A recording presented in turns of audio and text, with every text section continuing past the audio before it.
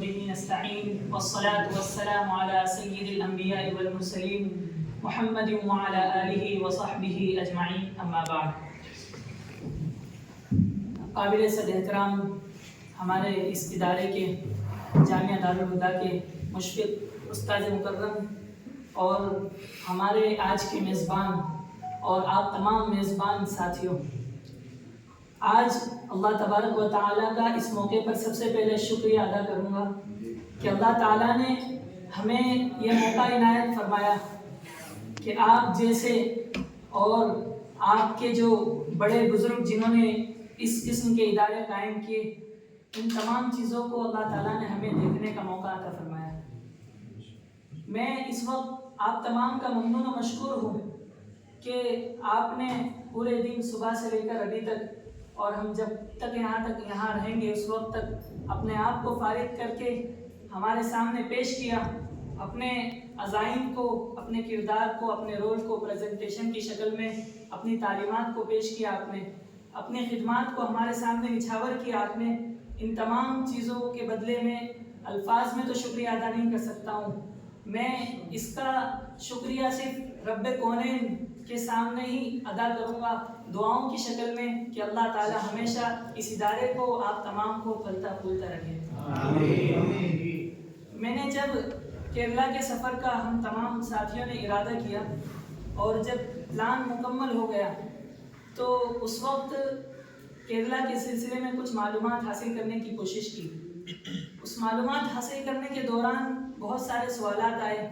سوالات کو لے کر ساتھیوں کے درمیان ڈسکس کا اور بحث و مباحثے کا بھی موقع ملا. کئی سوالات کے جوابات حل ہو گئے، لیکن کچھ سوالات تھے جن کا بار لے کر اس سرزمین پر آنا ہوا. سوچا کہ یہاں ان سوالات کا حل مل جائے گا. جب آج صبح بس سے میں یہاں اترا اور اس کے بعد کچھ ہی دیر کے بعد جب مجھے یہ دیکھنے کو ملا، یہاں کا تعلیمی نظام دیکھنے کو ملا، جس طرح جامعیت کے ساتھ آپ تمام حضرات دینی اور دنیاوی عصری تمام تعلیمات کو حاصل کر رہے ہیں، اللہ تبارک و تعالیٰ نے میرے ایک سوال کا حل اس کے ذریعے عطا کر دیا. سوال یہ تھا کہ جب میں پڑھ رہا تھا یہاں کے سلسلے میں تو مجھے یہ پتہ چلا کہ کیرلا یہ ایک ایسا اسٹیٹ ہے جو ہندوستان کے ان اسٹیٹ میں شمار ہوتا ہے جو ہائیلی ایجوکیٹڈ جہاں لوگ رہتے ہیں.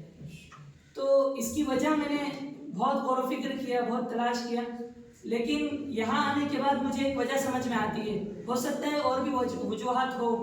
عام طور پر دیگر اسٹیٹ میں مدرسے میں آنے والے طلباء کی تعداد 2 سے 5% ہوتی ہے. باقی خاص طور پر اگر ہم مسلمانوں کی بات کریں تو 2 سے 5% طلباء جو ہوتے ہیں، بچے ہوتے ہیں، وہ مدرسے آتے ہیں. باقی عام بچے جو ہوتے ہیں وہ اسکول ہی جا کر تعلیم حاصل کرتے ہیں. اسکول جانے والے طلباء کی تعداد 70% ہوتی ہے تقریباً. لیکن اس کے باوجود دوسرے اسٹیٹ کا حال یہ ہوتا ہے کہ وہ اسٹیٹ جہاں مسلمانوں کی تعداد 30% سے بھی زیادہ ہے، وہاں بھی مسلمانوں کے اس رول کی وجہ سے وہاں کا معیار تعلیمی نہیں بڑھا ہے. اس کی وجوہات جب ہم دیکھتے ہیں تو ایک وجہ یہ سمجھ میں آتی ہے جو یہاں مجھے سمجھ میں آئی کہ یہاں جو طالب علم مدرسے میں آتا ہے اور جو طالب علم اسکول جاتا ہے وہ ایک ہی ہوتا ہے. یہاں کا پرسنٹیج معلوم ہوتا ہے کہ 97% ہائیلی ایجوکیٹڈ لوگ ہیں. تو تقریباً 80% بچے جو اسکول جاتے ہیں ان کا تعلق مدرسے سے بھی ہوتا ہے، اور ان کا تعلق مدرسے سے مکتب کے بعد ٹوٹتا نہیں ہے، بلکہ جب تک وہ اپنے گریجویشن کو مکمل کرتے ہیں ساتھ ساتھ وہ اپنی دینی تعلیم کو بھی مکمل کرتے ہیں. اور یہ بات یہاں سمجھ میں آتی ہے کہ ان کے اس گریجویشن کو مکمل کرنے کے اندر سب سے زیادہ معاون جو چیز ثابت ہوتی ہے، جو اسپریڈ ان کو ملتی ہے، وہ یہ دینی تعلیم ہے. ورنہ 70% طلباء تو دیگر اسٹیٹ میں بھی اصلی تعلیم کے لیے اسکول جاتے ہیں لیکن وہ اپنا گریجویشن مکمل نہیں کر پاتے ہیں.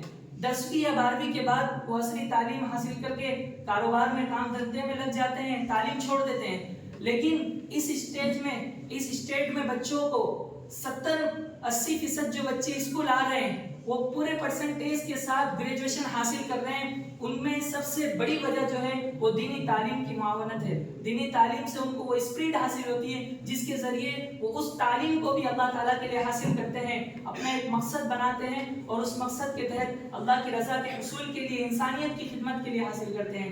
یہ ایک سوال تھا جس کا جواب مجھے یہاں حاصل ہوا۔ میں اسی چند باتوں پر آپ کا پھر شکر گزار ہوں، اور آپ کے ان حوصلوں کا اور آپ کی کوششوں اور کاوشوں کا جو آج آپ نے پیش کیا، یہ ضروری ہے کہ آج ایک دو تین دن کی یہ تو کوشش اور کاوش نہیں ہوگی۔ جو پریزنٹیشن آپ نے پیش کیا، جو چند طلباء نے پیش کیا اگرچہ، لیکن یہ پورے ادارے کی تعلیمی معیار کے اوپر دلالت کرنے والی ایک صاف واضح نشانی ہے۔ یہ ادارے کے تعلیمی معیار کو، ادارے کے طلباء کی محنتوں کو، یہاں کے اساتذہ کی محنتوں کو، ان کی توجہات کو واضح کرنے والی چیز ہے۔ اللہ تعالیٰ آپ تمام کی محنتوں کو قبول فرمائے۔